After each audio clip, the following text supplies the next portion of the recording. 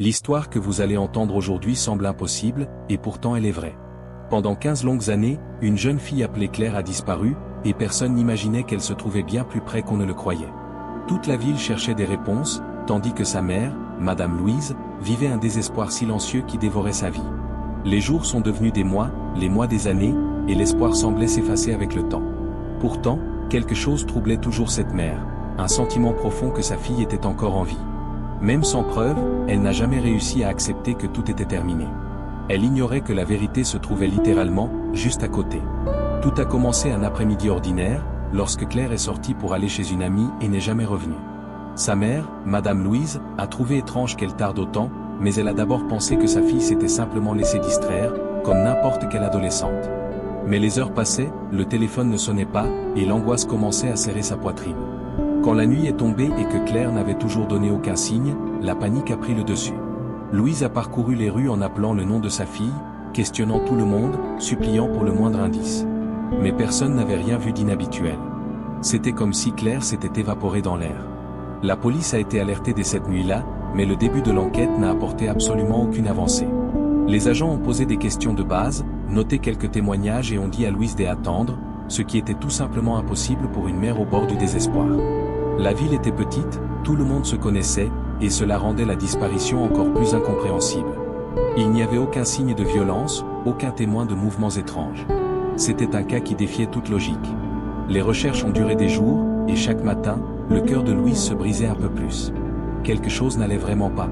Au fil des semaines, de nouvelles équipes ont été envoyées, des chiens pisteurs ont exploré les environs, des volontaires ont fouillé des terrains, et des affiches avec le visage de Claire ont été collées partout. Malgré tous ces efforts, rien n'apparaissait. C'était comme si la jeune fille avait été engloutie par le monde. Louise, autrefois connue comme une femme forte et joyeuse, commençait à s'effondrer sous la douleur. Elle mangeait à peine, dormait très peu, et passait des heures à regarder la porte d'entrée, espérant que sa fille rentrerait soudainement. Mais cette porte restait fermée, jour après jour. L'espoir et la douleur cohabitaient en elle, comme deux ombres impossibles à séparer. C'est précisément pendant cette période d'angoisse qu'un détail a commencé à troubler Madame Louise, le comportement de son voisin, un homme nommé Maurice. Il avait toujours été réservé, mais après la disparition de Claire, il évitait encore davantage les contacts. Lorsqu'on lui demandait s'il avait vu quelque chose, il répondait trop rapidement, comme pour clore la conversation. Parfois, Louise jurait entendre des bruits venant de chez lui, surtout tard dans la nuit. Des sons étouffés, des pas, comme quelque chose qu'on traînait. Chaque fois qu'elle en parlait autour d'elle, on la rassurait en lui disant qu'elle était nerveuse. Pourtant, au fond d'elle, une conviction persistait, ce n'était pas le fruit de son imagination. Avec le temps, ces bruits firent partie de son quotidien et Louise se mit à y prêter une attention obsessionnelle. Un serrement de poitrine l'envahissait à chaque fois qu'elle passait devant la maison de Maurice, comme si quelque chose à l'intérieur l'attirait. Mais sans preuve et émotionnellement épuisée, elle n'avait pas la force d'affronter qui que ce soit. La police, de son côté, n'accordait guère d'importance à ses soupçons, supposant qu'elle cherchait à donner un sens à sa douleur. Pourtant, son pressentiment restait intact, comme une voix silencieuse murmurant « Elle est proche ». Et ce sentiment ne la quitta jamais. Ne pouvant plus rester inactive, Louise décida d'agir seule. Elle acheta un petit enregistreur et installa une caméra artisanale pointée vers la fenêtre du jardin.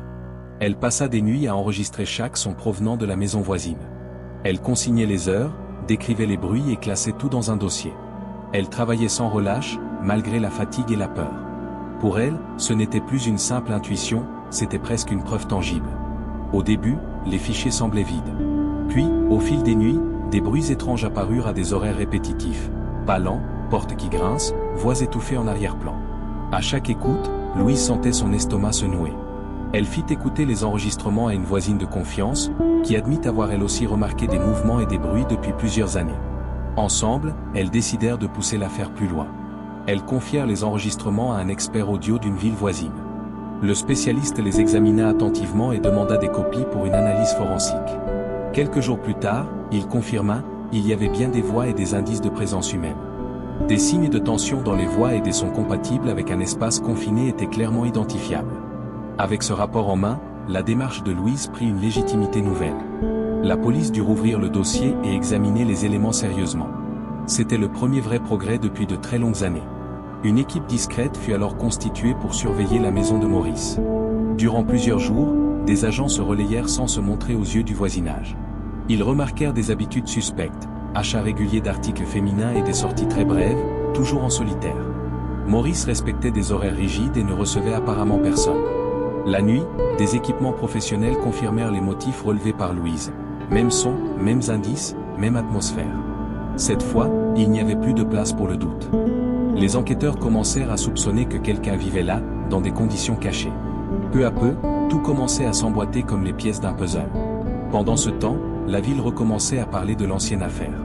Certains soutenaient Madame Louise, tandis que d'autres critiquaient son obsession. Les affiches revinrent dans les rues, et la presse locale montra de l'intérêt. La famille et les amis apportaient leur soutien et des dons pour maintenir la veillée. Madame Louise ressentait un mélange d'espoir et de peur dans sa poitrine. Elle savait que la prochaine action pouvait révéler à la fois la vérité et l'horreur. Même ainsi, elle était prête à aller jusqu'au bout pour découvrir la vérité. Après des semaines d'observation, une autorisation judiciaire fut demandée. La police sollicita un mandat de perquisition et expliqua le plan de l'opération. La date fut fixée, un matin avec une équipe complète et un soutien médical. Madame Louise se réveilla tôt, les mains tremblantes et le cœur serré. Elle s'habilla simplement et se rendit sur place avec la sensation que tout allait changer. À son arrivée, elle vit des voitures de police et une agitation qu'elle n'avait pas vue depuis des années. Pendant ce temps, à l'intérieur de la maison voisine, quelque chose sur le point d'être découvert bougeait. La rue devint silencieuse lorsque l'équipe se mit en position. 2 policiers se rendirent à la porte de Maurice et frappèrent fermement. Il n'y eut pas de réponse, mais tous entendirent un mouvement à l'intérieur. L'un des agents annonça qu'ils avaient un mandat pour entrer. Il y eut quelques secondes de tension jusqu'à ce que la porte soit finalement enfoncée. Madame Louise observait de loin, le cœur prêt à exploser.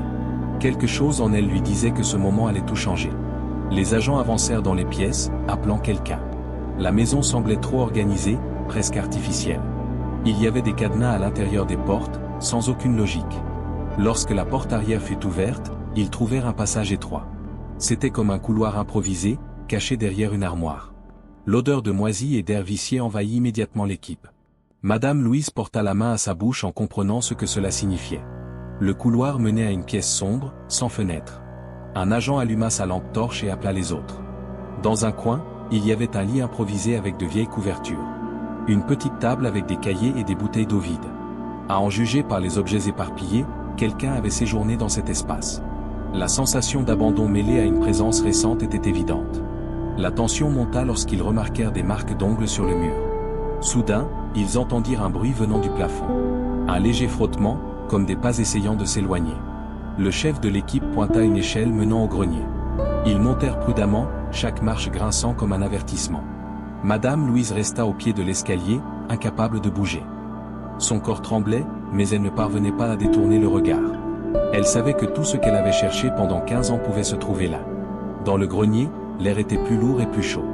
La lampe torche révéla de vieilles boîtes et des objets couverts de poussière. Mais quelque chose attira l'attention, une armoire fermée par une chaîne. Les agents s'approchèrent et annoncèrent qu'ils allaient l'ouvrir. On entendait un souffle rapide venir de l'intérieur. Il était impossible de nier que quelqu'un se trouvait là, caché. Le silence de l'équipe n'était que choc et attente. D'un coup ferme, la chaîne se brisa.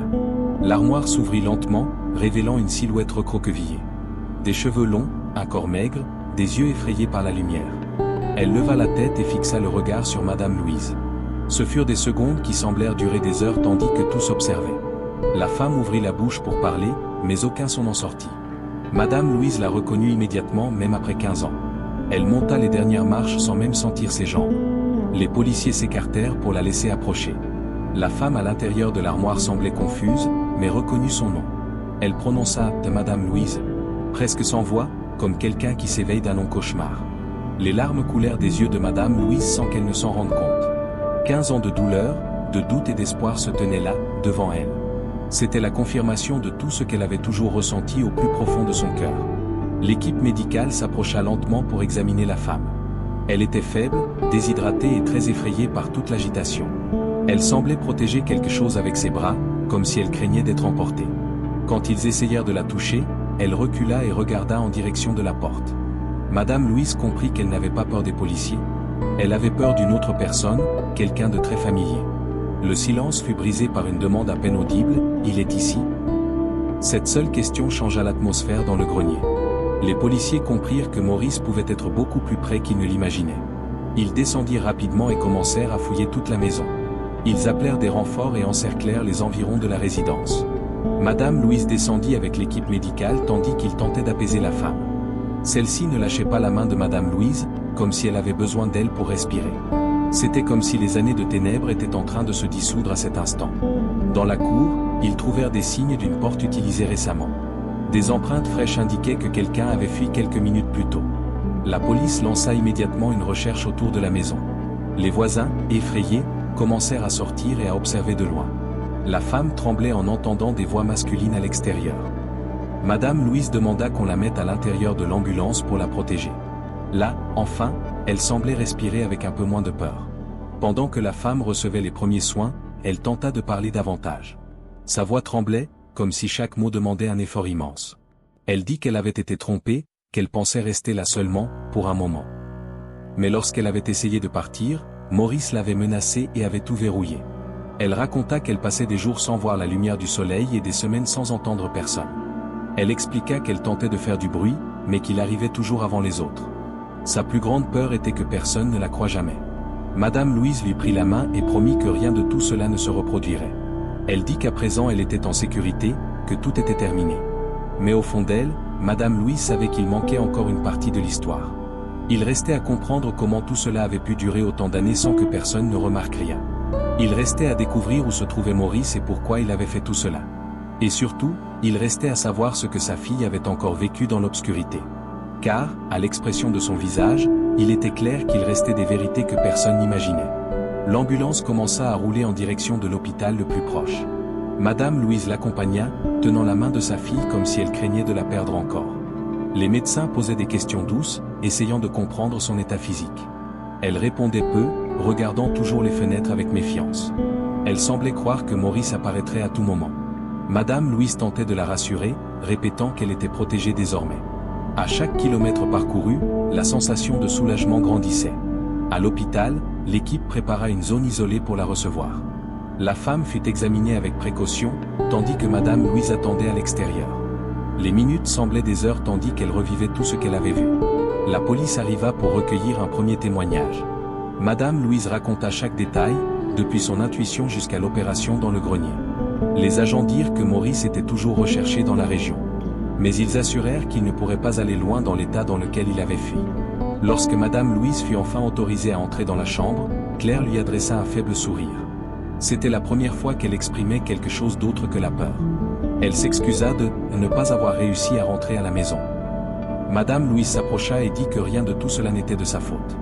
15 ans d'absence furent remplacés par des retrouvailles silencieuses. Les deux se serrèrent dans les bras comme si elles tentaient de récupérer le temps perdu.